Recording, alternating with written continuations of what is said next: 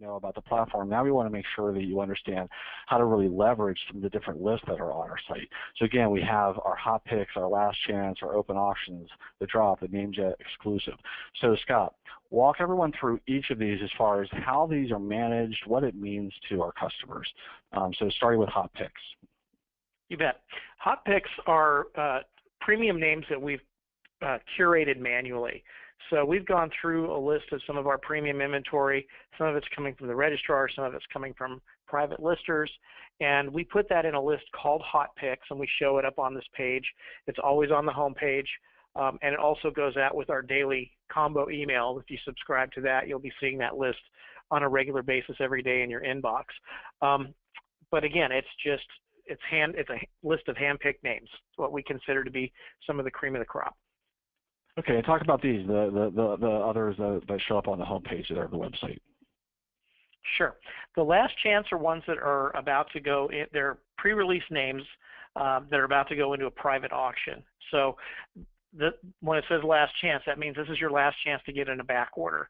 Because after the pre-release period ends, back orders won't be accepted and you won't be able to bid on the name. So that's what that list is for. The open auctions, those are for public auctions. These are mostly private inventory for the most part, and our private listers have opted to allow people to come in all the way up until the last minute and just jump in and place a bid, even if they haven't placed a back order prior to the 3-day window. So these are all the names that are closing, let's say, in like the next 2 or 3 days, and they're sorted based on which one has the highest bid. Then the drop is a list of names that are about to expire or become generally available. And amongst even people that I've talked to in the domain industry that have been doing it for years and years, sometimes still don't quite understand the difference between a drop name and an expiry name. So I'm going to kind of try to walk you through that really quickly. An expiry name is a name that's coming from one of our registrars that's going through the expiry process. And at some point during that time, the original owner has basically lost interest in renewing that domain. So before it goes back into what we call general availability, we list that name and put it up for auction.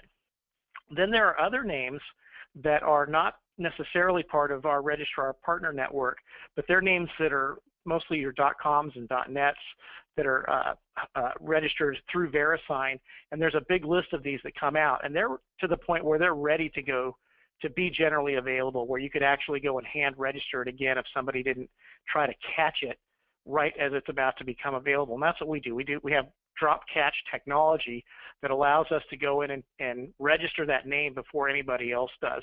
There are other people in the space that do the same thing, but with NameJet, you have better than a 50% chance of capturing that name. So this list of the drop are the ones that are about to expire, that are the most popular and have the most back orders on our platform. And then the NameJet exclusive, those are names that are coming directly from our registrar partners. And again, these are typically sorted by the ones that have the highest bids that are showing the most interest.